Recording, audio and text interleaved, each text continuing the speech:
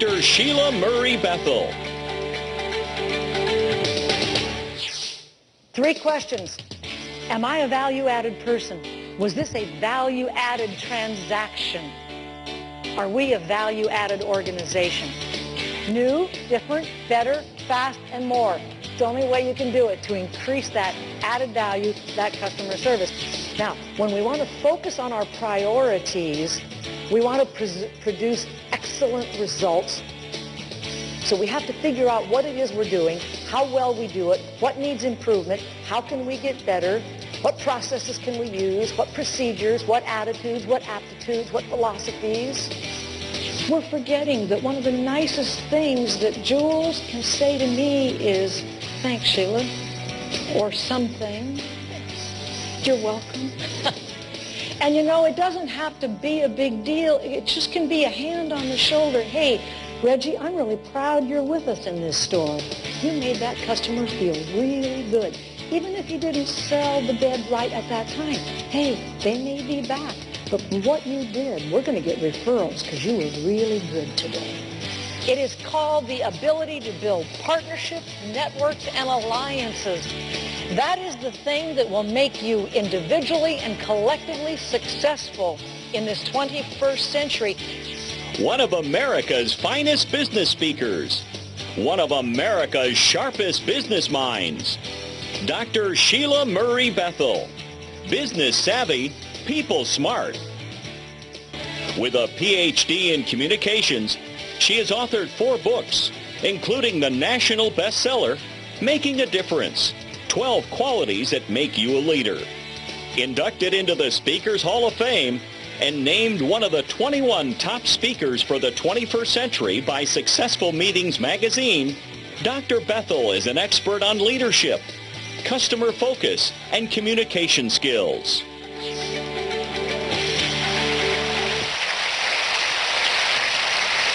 Good afternoon. I'm delighted to be with you. They're going to turn the house lights up so I can see you, and I know you can see me. I'm glad to see so many people on a beautiful afternoon. Thank you for coming. And you're still wide awake and ready to go. You obviously don't have the problem that the mother had when she went in to wake up her daughter to go to school. She says, come on, sweetheart, time to get up and go to school. The daughter says, but I don't want to go. And the mother says, get up, you're going to be late. And the daughter says, give me 2 reasons why. And the mother said, for heaven's sakes, you're 46 years old and you're the principal. So in our short time that we have together today, I'd like to share with you some ideas that I have learned around the world, working with leaders in all walks of life, things I've experienced in my own life, trying to lead organizations. And there are some principles, some ideas to share. And I, too, would like to start out by congratulating the new recipients. In our profession of speaking and training, we have an important designation that we work very hard at. And I know that you folks that have done this have put in many, many hours. And as Marcia said, the spouses and helpers also deserve the acknowledgement. So I'm delighted and honored to be here in this particular part of your program. Today, in the world in which we live, when we look at leadership, you know, we lead at home, we lead in the community, we lead at work. Leadership is not just for the highest educated, the people with the highest title, the richest or the most famous. It is for everyone. Everyone can make a difference through their leadership. And that's the good news about it. It's a very exciting thing to do, to say, by gosh, I'm going to pick up the mantle of leadership and give it a try. I'd like to give you the 3 drivers, the leadership drivers for the 21st century that I have seen as I travel around the world. And if you happen to be note takers and have a piece of paper and want to take some notes, let me give you some ideas to take back and to share with those who are not here. Driver number 1, of course, we all know it. We live with it every single day. Driver number 1 is called change. We live in an era of incredible change, unprecedented change. We have never, ever, as a society and as a world, gone through so much change as those of us that are here today have recently. You know, if you think about it, you and I together, we have gone through more change in this last year than our parents did in 10 years. What an incredible time to be alive.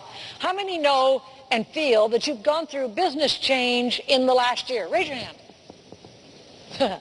Silly question, isn't it? How about 6 months? 2 months?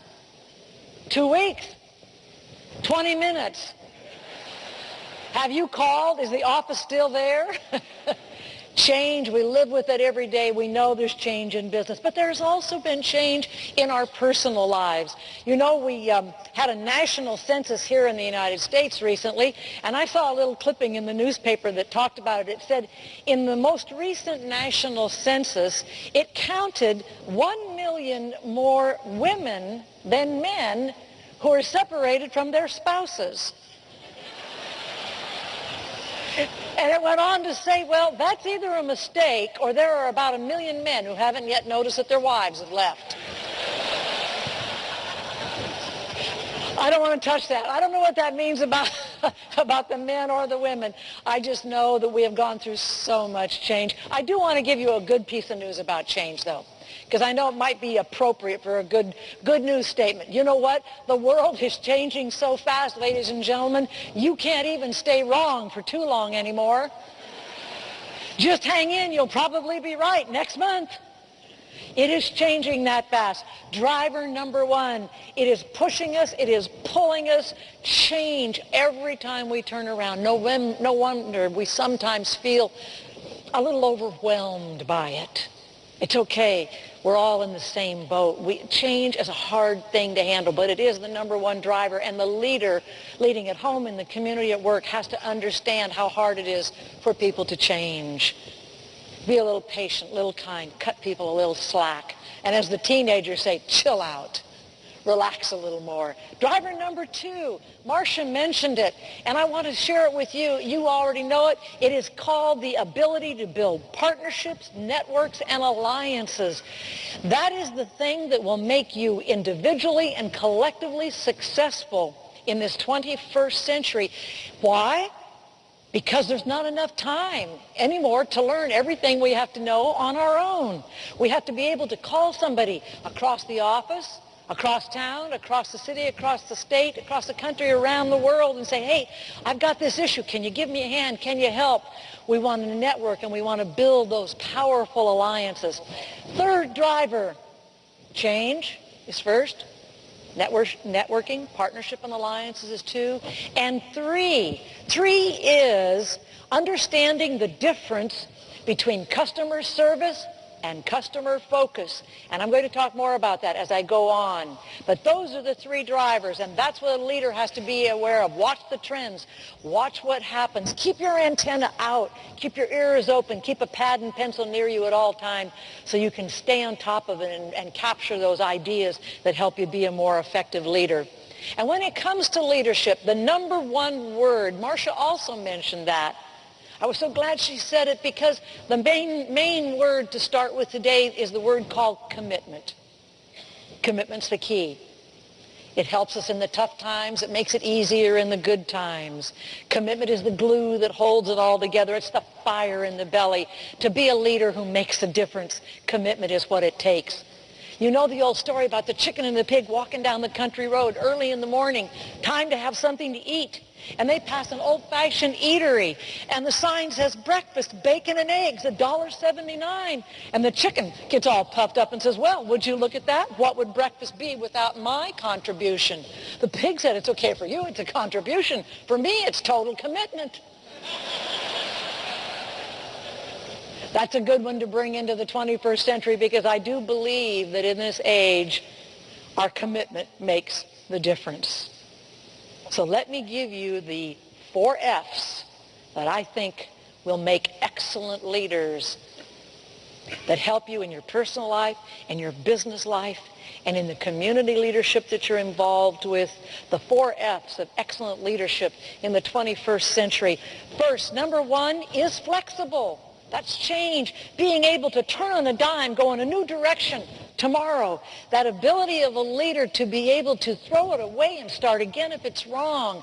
Take a new idea from the bottom and help build it up by empowering others to share and to grow together.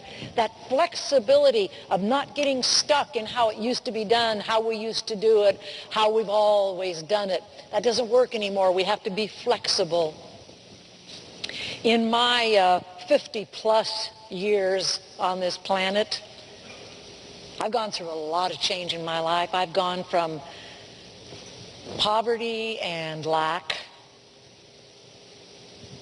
to abundance and great comfort. I've gone from death's door, serious illness, to health and vitality. I've gone from broken relationships and dreams to happiness and lifetime goals. And I have gone from that bitterness of failure to that sweetness of success.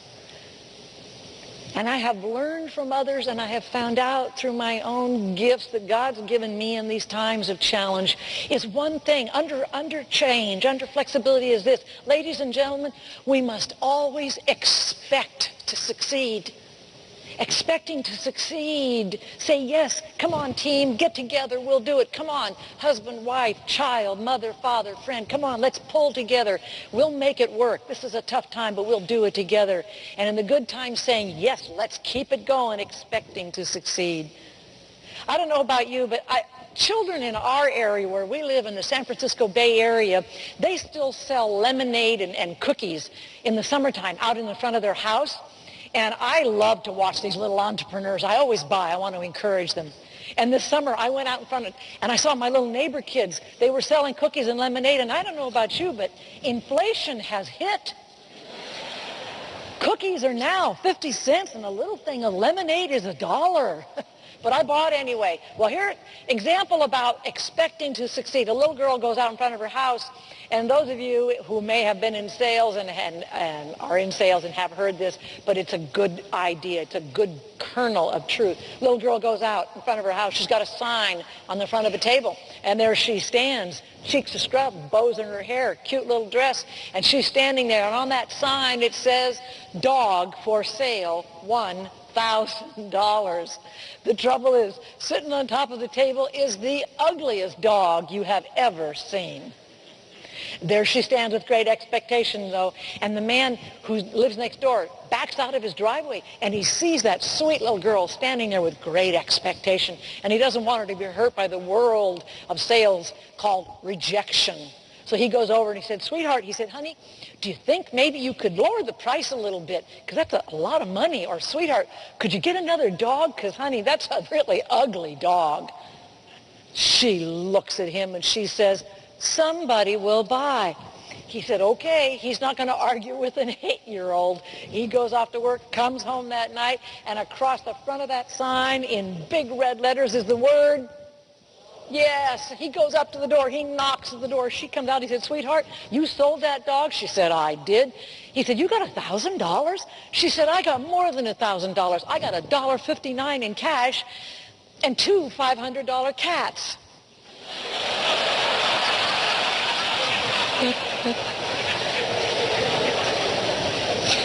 See, the beauty of it is the kids just don't know it can't be done. A leader today, the kernel of truth is this, that a leader today has to have childlike expectation. Childlike faith. Not childish, but childlike. Saying, I have faith in my own God-given skills and talents and abilities. I have faith in yours. I have faith in my family. I have faith in my team. Because you see, to expect to succeed uplifts everybody. It encourages everyone. In the 60s, late 60s, I trained brain damaged children. And in those days, I learned a lot about this idea of human potential and human growth. And one of the things that we saw at the institute where I worked is that when a family brought a child in, the child's progress depended upon the expectation of the parents. If the parents had high expectations and faith and would get in and work and help, the children made wonderful progress.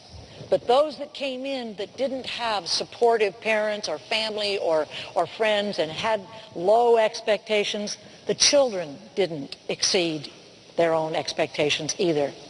And that's a line I learned. I've had it on my bathroom mirror for over 30 years. I have it on the refrigerator. I don't know if you put things on your refrigerator, but I have signs all over it. Let me give you a key, and it goes like this. It says, I will never exceed my own highest expectations. That's the key. Expecting to succeed. As a leader in this day and age, we live in a world that is far too cynical. We don't need any more cynics. We got enough cynics. The world is hungry for people like you who are absolutely devoted to professionalism, to self-improvement. And you know what you can do when you expect to succeed? You can become the most powerful thing a leader can be, and that's a hope giver. People are just dying to have someone give them some hope and saying, yes, I expect you to do it. You can do it. It'll be better when you try. Even if you don't work it out so well, try again. I'll help you. Being a hope giver, that's a key about expecting to succeed, being flexible. Now, I talk about change, and you hear about it all the time. Everybody talks about it. We should change, we should change, we should change. Let me play the other side of that for a second. You know what, ladies and gentlemen? We should also, as a leader, know what to defend against change. There are some things in this world that are worth defending against change. Our morals, our ethics, our values. Those things that make you, as a human being, an individual, what you are. The things, the values that make the CPCU society so important in the world of insurance. The contribution that you make. Those are worth defending, because if we lose that, we lose our very soul of what we are. And I think that in this day and age, in this wonderful 21st century that we live with, filled with so many opportunities, and yes, challenges, but opportunities galore, I think the most powerful question that a leader should ask him or herself is this, and it is, what do I stand for?